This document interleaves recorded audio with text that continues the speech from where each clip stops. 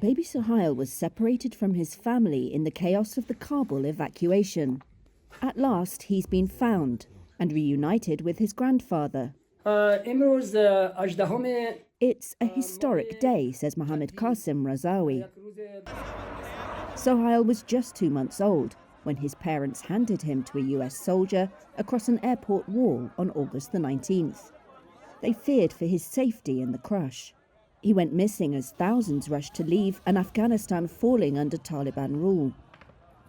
After a Reuters exclusive published in November led to online posts of information, he was traced to the Kabul home of taxi driver Hamid Safi, who had named him Mohammed Abid and was raising him as his own.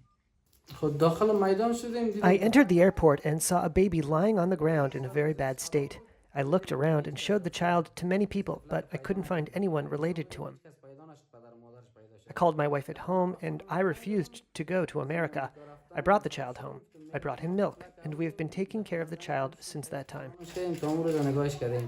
After more than 7 weeks of negotiations and pleas, and a brief detention by Taliban police, Safi handed the child to a jubilant Razawi on Saturday.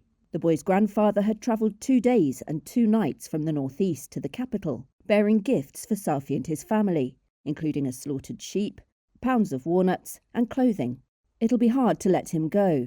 We love this child, Hamid's wife Farima says, but he must live with his parents. They are in the United States. Sohail's father, Mirza Ali Ahmadi, is a former US Embassy security guard. He was nearly inside the airport when he passed the baby over. But at that moment, the Taliban pushed the crowd back. Officials told the desperate family once they got in that Sohail had probably been evacuated.